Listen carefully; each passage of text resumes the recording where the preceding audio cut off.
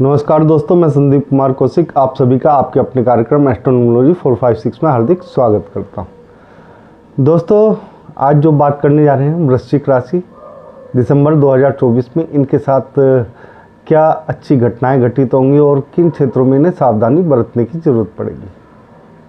दोस्तों, जैसा कि आप लोग इनका चार्ट देख ही रहे हैं वृश्चिक राशि वालों का, तो प्रथम भाव में सूर्य के साथ बुध बैठे हुए, ठीक है। उसके बाद दूसरे भाव में शुक्र हैं और चतुर्थ भाव में शनि हैं, पंचम भाव में राहु हैं, सप्तम भाव में गुरु हैं और नवम भाव यानी कि आपके राशि स्वामी जो हैं वो नवम भाव में यानी कि भाग्य भाव में बैठे हुए हैं और 11वें भाव में आप लोग देख रहे हैं केतु बैठे हुए हैं।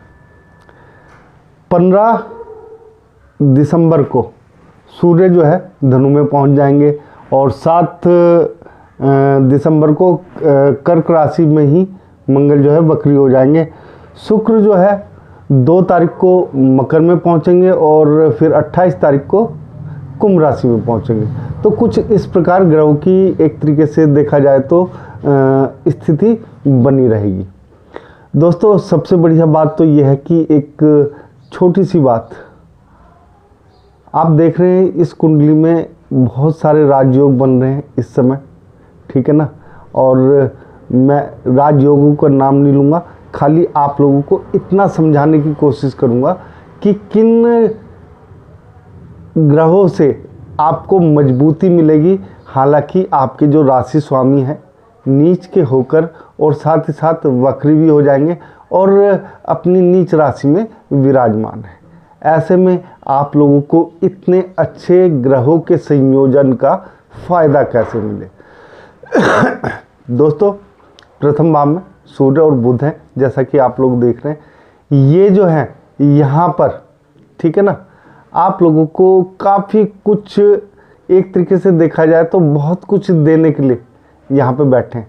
यानी कि एक तरीके से आपके अंदर की जो ज्वाला है उसे जो है और भी तेज़ी से आगे बढ़ने के लिए प्रेरित करेंगे आप लोगों को, ठीक है ना। वैसे भी वृश्चिक राशि वालों के लिए कुछ भी निश्चित नहीं होता, ठीक है। इसको मैं आगे समझाऊंगा क्यों निश्चित नहीं होता दोस्तों, ठीक है। यहाँ पे इस चीज़ का लाभ जो है आप लोगों को 15 तारीख तक भरपूर मिलेगा दोस्तों, ठीक है ना। यानी कि आप जिस भी काम में हाथ डालें, थोड़ा सा सोच समझ लें तो उसमें और भी 4 चांद लग जाएंगे आपके कार्य में। यानी कार्य बहुत अच्छा चलने की उम्मीद है। आप जो सोचेंगे समझेंगे, आपके द्वारा जो कही गई बातें हैं, आपका जो आत्मचिंतन है वो आपके अपने लिए है, ना कि दूसरों के लिए है। यहाँ पे आप लोग आगे बढ़ते हुए दिखाई देंगे बिना किसी रुकावट के, ठीक है। जो रुकावट आएगी वो बहुत छोटी होगी और उसका भी उपाय हम आगे बताएंगे। ये तो होगी प्रथम भाव की। दूसरे भाव में जो है ना, शुक्र खाली 2 दिन के लिए बैठेंगे, फिर तीसरे भाव में पहुंच जाएंगे, ठीक है। अब ऐसे में दोस्तों, ऐसे में आप लोगों को बहुत कुछ एक तरीके से देखा जाए तो बहुत कुछ अच्छा होने वाला है आपके लिए, ठीक है ना। तो तीसरे भाव में हालांकि शुक्र अच्छे नहीं होते पराक्रम भाव में, लेकिन कुछ स्थितियां ऐसी बन जाएंगी जैसे कि मंगल स्वयं नीच के हैं और ये किसको देखेंगे, शुक्र को देखने लगेंगे, ठीक है। तो यहाँ पे आप लोगों को घबराने की बात नहीं है, क्योंकि वक्री भी हैं और नीच के भी हैं और यहाँ से देख भी रहे हैं शुक्र को। तो जो फल है, जिसे कहते हैं ना एक तरीके से लोहा ही लोहे को काटता है, तो वो एक तरीके से कुछ ऐसी स्थितियाँ बन जाएंगी यहाँ पर, ठीक है ना। तो आप लोगों को इस चीज़ से बिल्कुल भी घबराने की ज़रूरत नहीं है कि ऐसा हमारे साथ कुछ गलत होगा या भाई बहनों के साथ हमारी नहीं बनेगी, ठीक है ना। बहुत अच्छी बनेगी, बहनों के साथ आप लोगों की काफ़ी अच्छी रहेगी, क्योंकि मंगल इस समय नीच के है। तो भाइयों के साथ भी थोड़ा बहुत ऊपर नीचे हो सकता है, लेकिन आप लोगों को ज़्यादा चिंता करने की कोई ज़रूरत नहीं है खास, ठीक है ना। चतुर्थ भाव में भूमि भवन के मालिक जो देने वाले हैं, कर्म फल के दाता, ठीक है ना, शनि आपके कहाँ बैठे हुए हैं, चतुर्थ भाव में। यहाँ से आप लोगों को बहुत कुछ मिलने वाला है, ठीक है। क्यों मिलने वाला है दोस्तों? शनि एक तरीके से देखा जाए तो यहाँ पे बहुत कुछ देने के लिए बैठे हुए हैं आपको, ठीक है। शनि एक तो आपकी लंबे समय से जो इच्छाएं हैं उन्हें पूर्ति करने के लिए बैठते हैं, ठीक है। और अगर आपका कोई कार्य नहीं बन पा रहा है तो उसमें वृद्धि करने के लिए बैठते हैं चतुर्थ भाव में। यहाँ पे माता के साथ पहली बार आप लोगों को थोड़ी सी समस्याओं का सामना करना पड़ेगा, लेकिन कोई ऐसी चिंता की बात नहीं है, क्योंकि आप लोग देख ही रहे ना कि मंगल की दृष्टि यहाँ पे आ जाएगी। तो थोड़ा सा इस चीज़ को आप लोगों को थोड़ा सा समझ के चलना पड़ेगा माता के साथ, ठीक है। यहाँ पे ये थोड़ी सी परेशानी है, बाकी आपको कोई जो परेशानियाँ हैं आर्थिक रूप से वो आपको नहीं देखने को मिलेगी। पंचम भाव में, ठीक है, राहु है। राहु अचानक से कुछ भी बदल सकते हैं यहाँ पर बैठकर, ठीक है।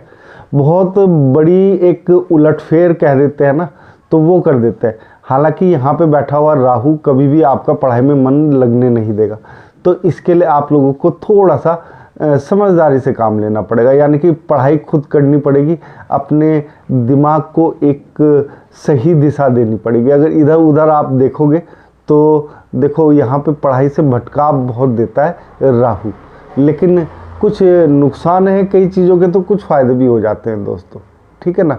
फ़ायदा मैं अभी बताऊंगा क्या फ़ायदा है। तो फिलहाल तो यहाँ पे ये नुकसान हो जाता है। हाँ, प्रेम संबंधों में एक तरीके से कहा जाए तो कोई नया दोस्त मिल सकता है आप लोगों को, ठीक है ना। तो दोस्ती नहीं हो सकती है आपके लिए, तो यहाँ पे कोई ऐसी दिक्कत की बात नहीं है ज़्यादा, ठीक है ना। थोड़ा सा आप लोगों को ख्याल रखना है। और हाँ, अगर आपकी स्वयं की कुंडली और आपका कोई लड़का है तो उसका आप लोगों को स्वयं ध्यान रखना पड़ेगा। क्यों? अगर बड़ा लड़का है ना तो वो थोड़ा सा भटकाव हो जाता है यहाँ पे, ठीक है। अगर आपके यहाँ सिंगल चाइल्ड है तो उसे भी आप लोगों को देखना पड़ेगा कि उसके अंदर भटकाव ना आए।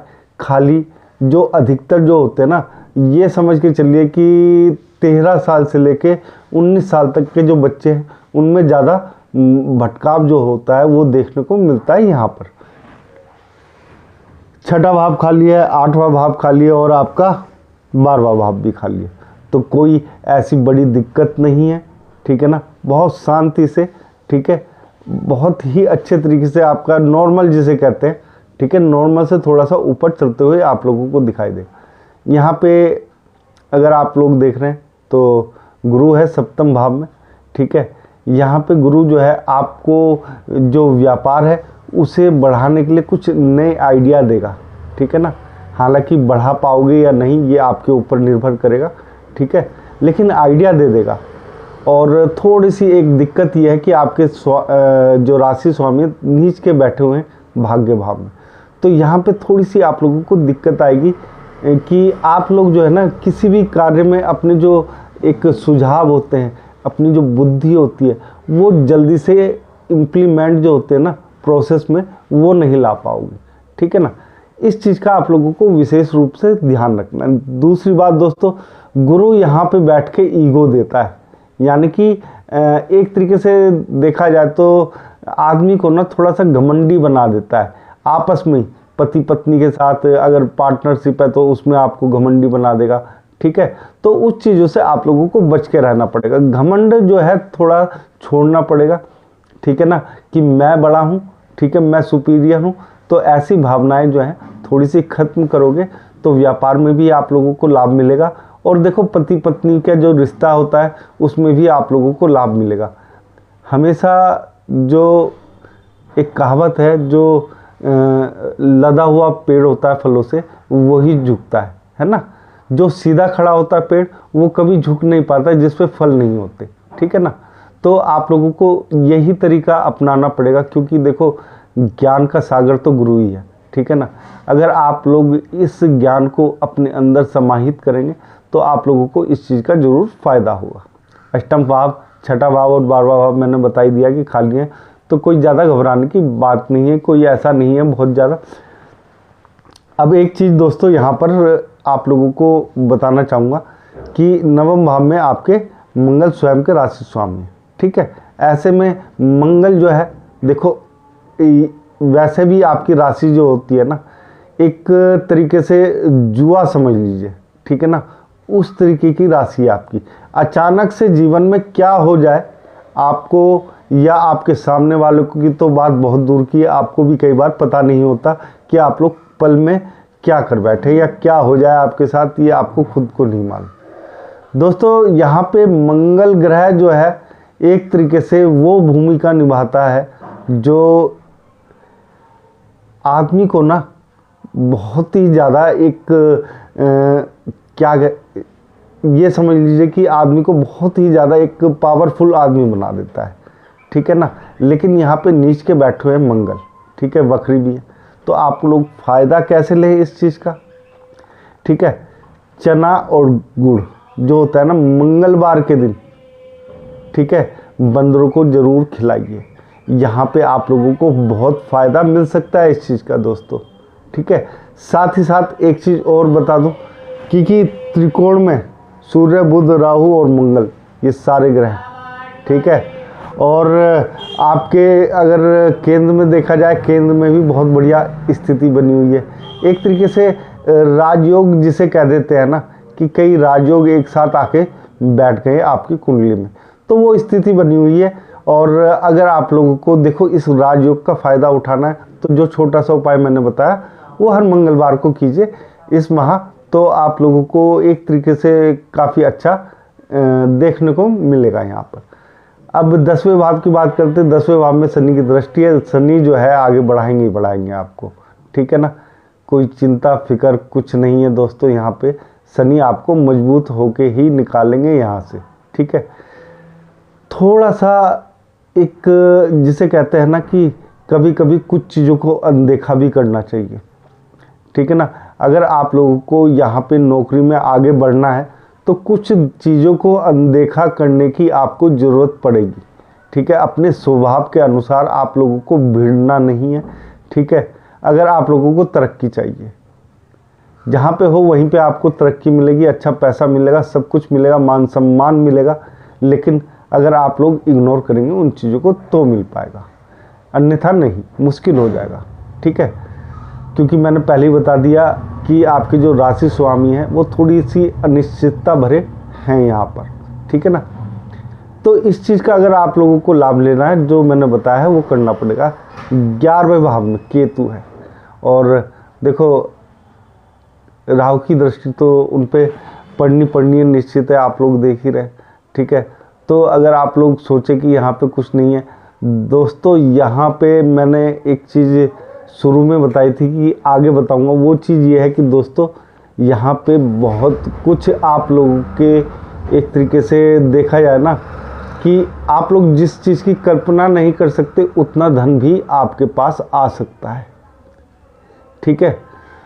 तो एक तरीके से देखा जाए तो ये माह आपके लिए बुरा नहीं है, बहुत अच्छा है। और इस धन का उपयोग जो है आप अपने आने वाले समय के लिए कर सकते हैं, उसे सुंदर और अच्छा बनाने के लिए। दोस्तों अगर आप लोगों को हमारा ये छोटा सा कार्यक्रम पसंद आया है तो कमेंट बॉक्स में जय श्री राम जरूर लिखें और आप सभी मित्रों को भी हमारा जय श्री राम।